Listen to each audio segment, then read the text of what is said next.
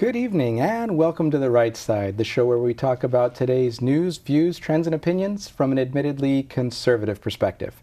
I'm your host, Chris Pareja, and this evening we're joined by David Barton.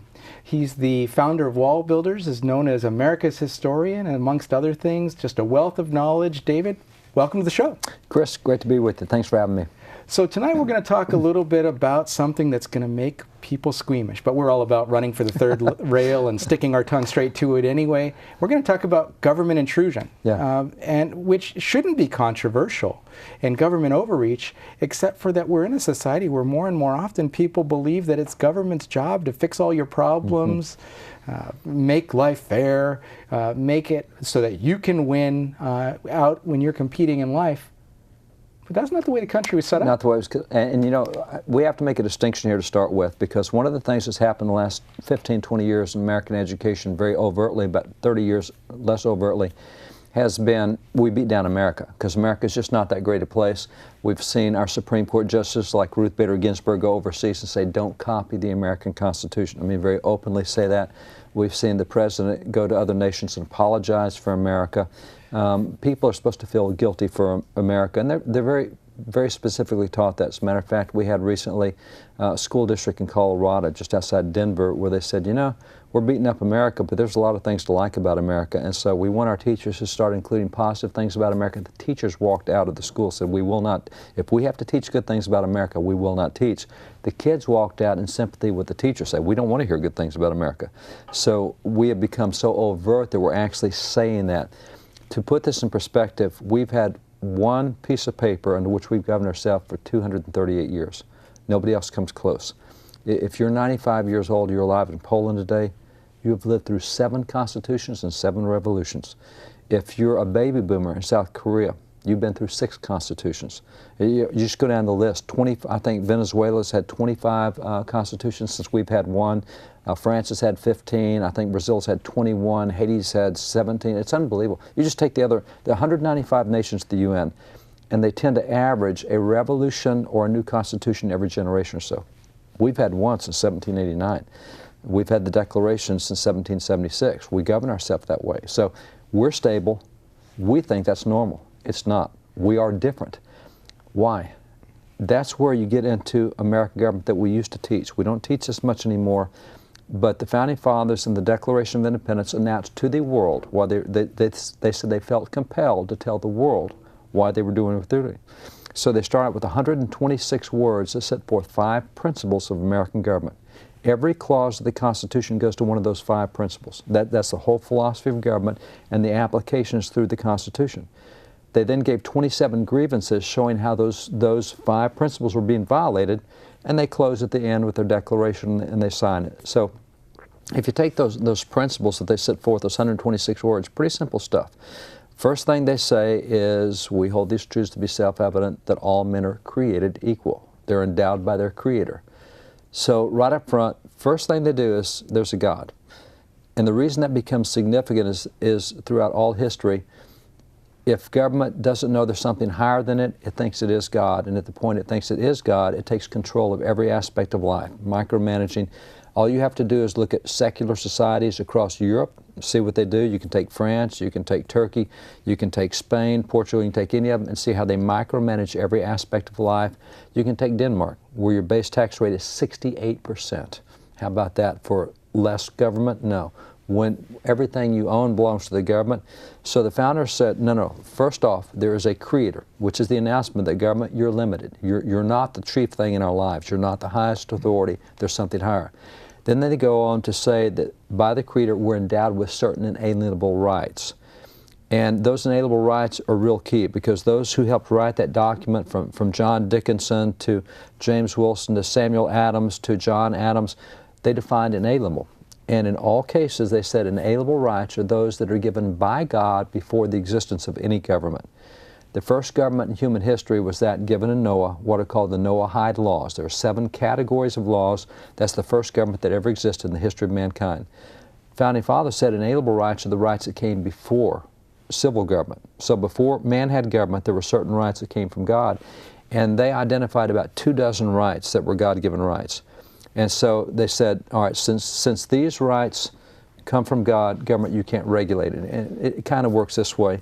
I am from Texas. I am literally a cowboy. We got the ranch and the horses and cattle and all the stuff we go with. And I've got a red Ford pickup. I love it. I look out in the parking lot. You got a pickup. Yours is not red. I love red. I'll go spray paint your pickup red.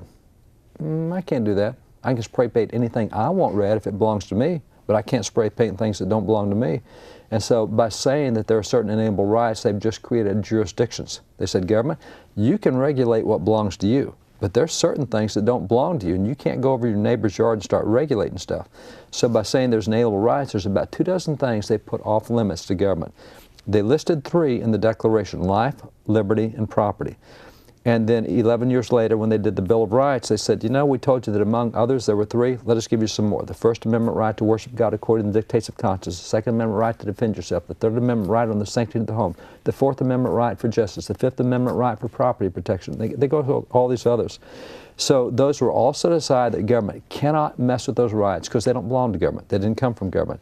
The next thing they said in the Declaration is that to secure these rights, what rights? Well, they just listed inalienable rights. That to secure these rights, governments are instituted among men. They've just told us the purpose of government. It's not to make sure we all have a job or prosperity or health care. It's to make sure that government protects those 24 rights and doesn't mess with them. That gives us liberty and freedom. That's where the freedoms come from. So you start with that philosophy. Now, we've gotten away from that, and in recent years, there's been a move with a number of state legislators to do what they call Celebrate Freedom Week. And Celebrate Freedom Week, by state law in those states, requires that once every year, from the 3rd through the 12th grade for 9 years, the kids have to learn those 126 words out of the Declaration, memorize them, and they have to spend a week studying the Declaration, the Constitution, and the Bill of Rights. Which is a week more than most people get. Well, by federal law, September the 17th is called Constitution Day. It's when they signed the Constitution in 1787. By federal law, every public school district in America is to set aside for Constitution Day and study the Constitution. 90% of public schools do not comply with that federal law at all, won't even touch it. And to show you how much they object to that principle that there's something higher than government, that there's rights government shouldn't touch, and that government exists to protect those rights, when this bill was brought up in New Jersey, they had a debate on the floor of the legislature in New Jersey and tried to amend the Declaration of Independence because they didn't like the wording that was there. We disagree with that philosophy. And so they tried to rewrite it to be what they wanted it to be. So this is the core philosophy on which we were founded. And if you take that, take something as simple as property rights. And by the way, the fourth thing you find in the Declaration, the fourth of the 5th points, is there are certain guaranteed moral, fixed morals.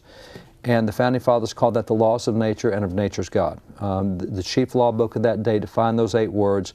And under the laws of nature, you don't need anything in the scripture or religion to know what's right and wrong. So when you look at nature, for example, it is a law of nature to defend yourself. Self-defense, I ride horses all the time. I take care of my horses, but when mare has a foal, I go in there, got a great relationship with that horse. I get around that brand new foal, she'll put a hoof print right in the middle of my forehead. It just kicks into her that I will defend my young. I'll chase you out of my barn when my young are here. It's in her nature to defend her life, her family's life, and her property. Now, it's interesting, we also raise sheep, and this past winter we had a ewe that she would go down, lie down in the pasture at night, and we had a little kitten. And this kitten, for whatever reason, bonded up with that ewe and would go crawl under that wool and stay warm at nighttime. Four-legged blanket. It sounds like exactly right. Good idea. And these two, they had a blast. They'd play in the pasture together, you know. But that ewe ended up having twins. And the nights that she had those twins, that kitten went out to crawl under that ewe like she always did, and that ewe just pounded her into the ground. Now, Congress cannot pass a law to keep ewes from pounding kittens in the ground if you get close to the young, because it's a law of nature that I will defend my family. You can't stop that. So, therefore, government exists to protect the right of self-defense. Government exists to make sure I have the right to defend my family, my property, and my own life. Same thing with property.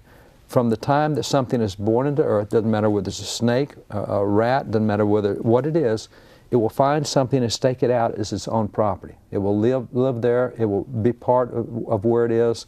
When it dies, something else will take it, you know, but they all have property during their lifetime. And so the Founding Fathers said property rights don't come from government, they come from God. Government can protect property rights. And this is where the Founding Fathers got very specific. James Madison, for example, said one of the greatest property rights is the right of conscience, the right to believe. That's my property. What goes on up here, that's my property. You can't regulate my right of conscience unless you're the government today and tell Hobby Lobby what they can and can't do, or Chick-fil-A, or anybody else. See, we're violating conscience, and by the Declaration, that's part of my property. Thomas Jefferson said your income is your property, because what you've done is you've exchanged hours of your life, your blood, sweat, tears for money. That money is who you are. I've exchanged me for that money, and government exists to protect property, which is income, which is why they didn't do income taxes.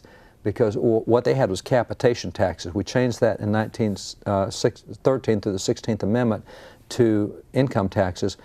But the Founding Fathers and the Constitution, they discouraged direct taxes. And direct taxes where they take your income, because government's supposed to protect your property, not take your property. They also did that through the capital gains tax. As James Madison points out, and Ben Franklin as well, to take from someone who's made more to give to someone who's made less is to take their property away and distribute that property to someone else. So now you're into socialism, and that's not, government's not supposed to do that. Government's supposed to protect property. If I make more than you, I should keep more than you. I don't have to give it to you. So that's property protection. James Madison also said that when the government comes in and tries to regulate your property through zoning ordinances, that they're taking your property. They're acting like it's their property, telling you what you can do on their property. No, that's your property. And so we have across the country now, there's a movement going to zone churches out of business. Stafford, Texas, 53 churches. They want to be a church-free town. And they're telling all the churches, here's what you can and can't do. We had, I think it was in Portland, Oregon, a little Methodist church of, what is it, 500 people, I think? And the city council there said, well, we think you should only have 80 people on your church property. So they're telling the church they can only have 80 people on their own property? You got to be kidding me. Controlling congregation. Controlling congregation, but churches, private property, property owners, through zoning regulations, that's not protecting your property, that's taking it. And the other thing that Madison said was for the government to take property from one and give it to another, eminent domain, anything else, is a violation of property rights. So that's an inalienable right, and you look at all the ways that that's applied. It's applied to income, it's applied to belief and conscience, it's applied to how you live, your zoning, what you do on your own property. All of that was to be protected by government. Now look how regulated it is. So we've lost those fundamental concepts of those 126 words, those 5 principles, and that's where freedom comes from. Right. And the more government you have, the less freedom you have, but it's interesting. The Founding Fathers, of the 5 principles, 4 of them were God-centered.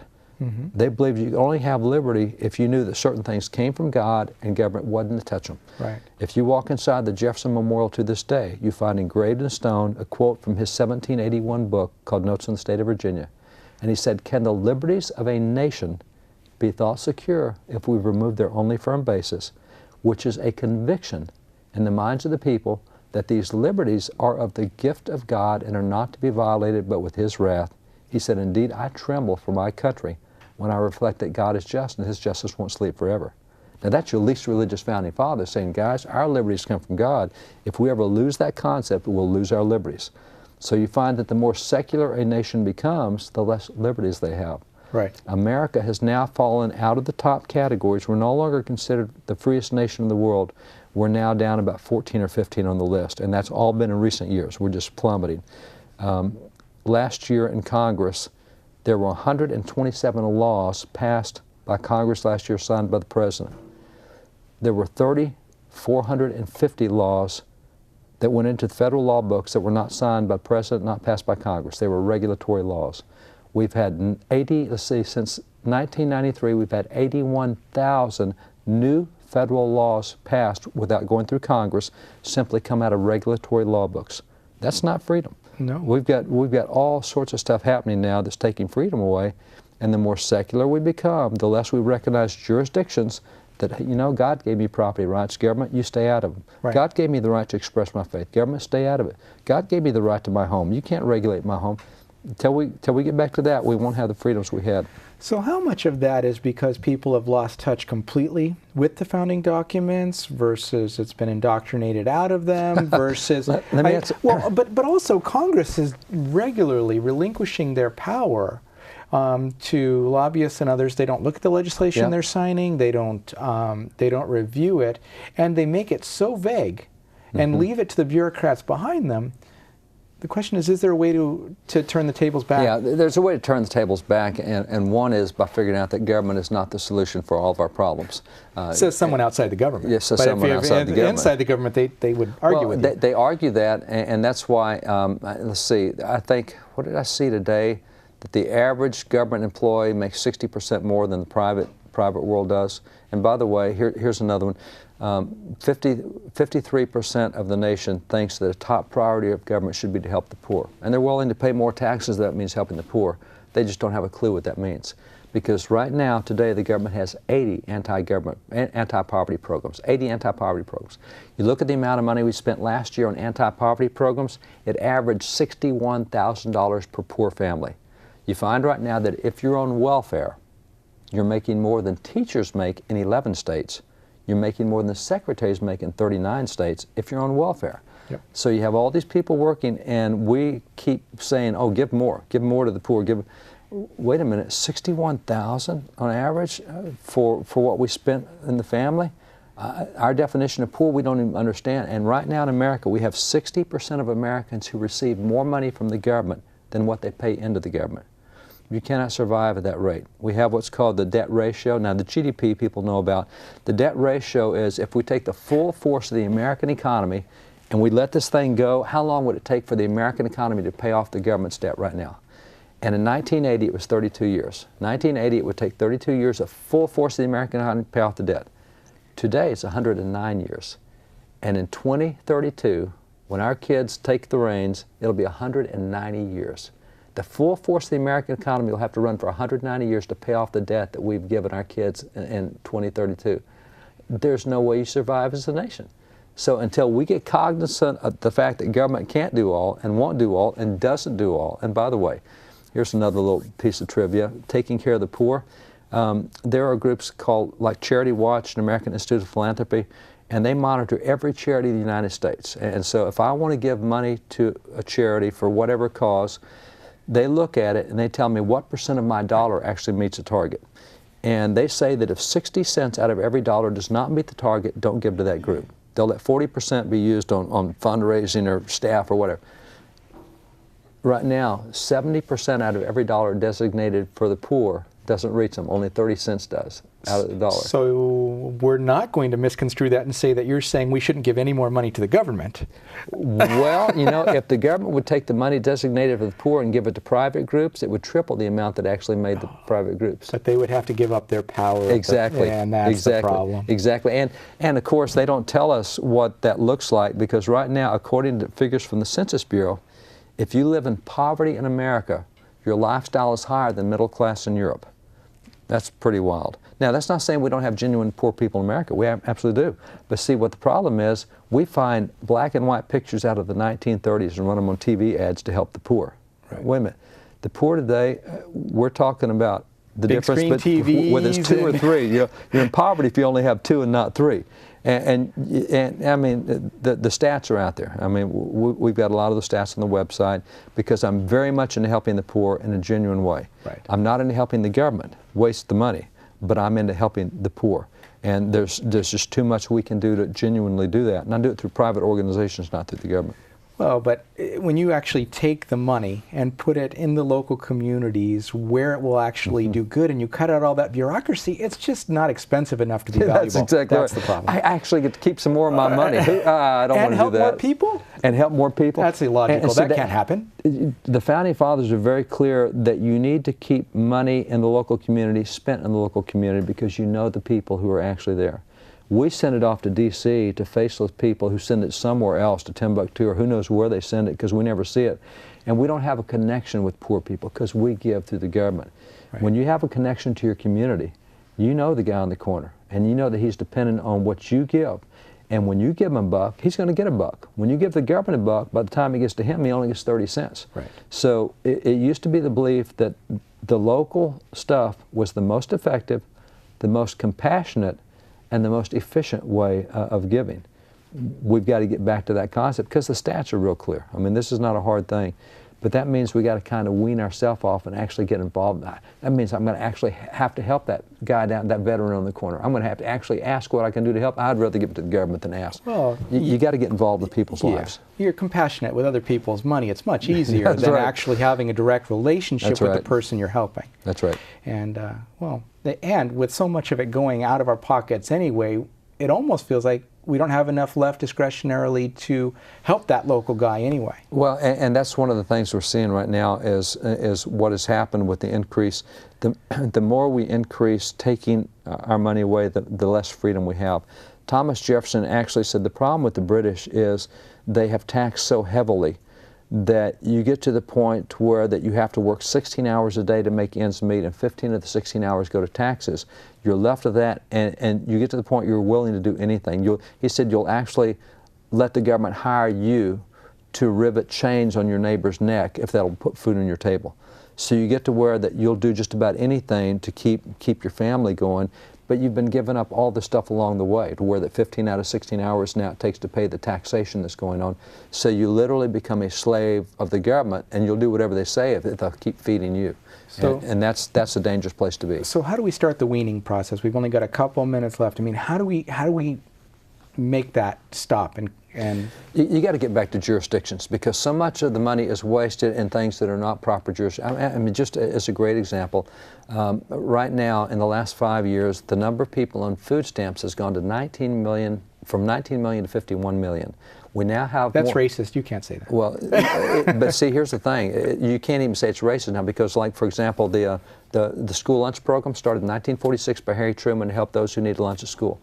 The school lunch program is now available to every single kid in America, not the poor kids, every kid. You don't want them to be embarrassed to have to take it. Well, your parents make $46 million a week and you get a free lunch from the government. Excuse me, that's not right. And so there's nothing racist about it because we're doing it for everybody whether they need it or not. Right. So we now have more people on food stamps than the combined population of 24 states. 24 states, we got more people on food stamps.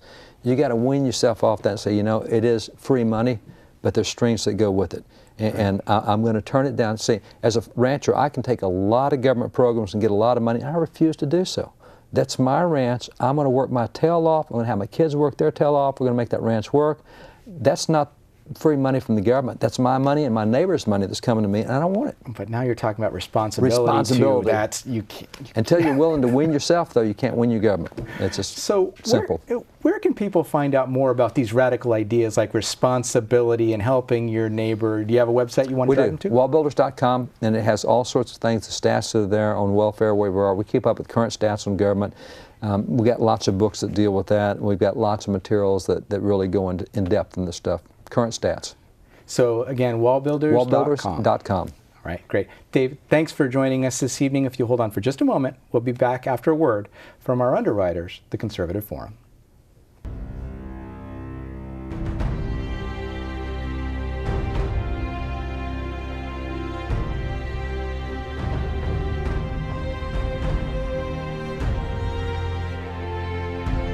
The Conservative Forum of Silicon Valley began with 20 conservatives meeting at a restaurant in November of 2003. Our mission is to promote the principles of American liberty through education. By 2012, we had grown to over 600 paid members. Our monthly meetings feature well-known and prestigious conservative speakers addressing issues that are critical to our country's very survival. This includes speakers like Victor Davis Hanson, Andrew Breitbart, David Horowitz, and many others. In addition to our monthly meetings, we sponsor a conservative local cable access TV show, The Right Side, covering today's topics. Our Constitution discussion group not only teaches the Constitution, but started our annual essay contest that awards 2 $1,000 scholarships to local high school seniors. We are a virtual clearinghouse for grassroots organizations by providing them with table space at no charge in our exhibit area. There are typically a dozen groups represented. If you are like-minded, join us at our next meeting and become motivated and empowered. Liberty, made in America. And that was a word from our underwriters, the Conservative Forum. We thank them immensely for making the show possible. Without them, it'd be dark here. We wouldn't be here. But we're glad to have them. The reality is, though, we're just a small part of what the Conservative Forum does. There are a number of different programs that they sponsor, and the thing that they're best known for is their speaker series. The reason we were able to get Dave to come to the show this evening is that he'll be speaking there tonight. And most of the time, what you'll find on the second Tuesday of the month is that there are great speakers that are speaking at the forum. In March, Dennis Michael Lynch, the producer of They Come to America, will be speaking. In April, John J. Miller will be speaking as part of the Hillsdale joint event. In May, Colonel Alan West will be speaking, and in June, Catherine Engelbrecht, the founder of True the Vote, will be in attendance. And so if you need more information about what's happening, time, cost, etc., you can find that at theconservativeforum.com. And in closing, Dave covered a lot of topics this evening about the overreach of government. And many of us have forgotten how little the government really is supposed to do. And even though it claims to do it on our behalf, there are always trade-offs. And the term strings attached is something that we should all be aware of. You can find a lot more information out about what those overreaches are and some of the stats, as Dave mentioned, again, at wallbuilders.com, and get the information you need to be educated about what the government's doing to you as opposed to for you.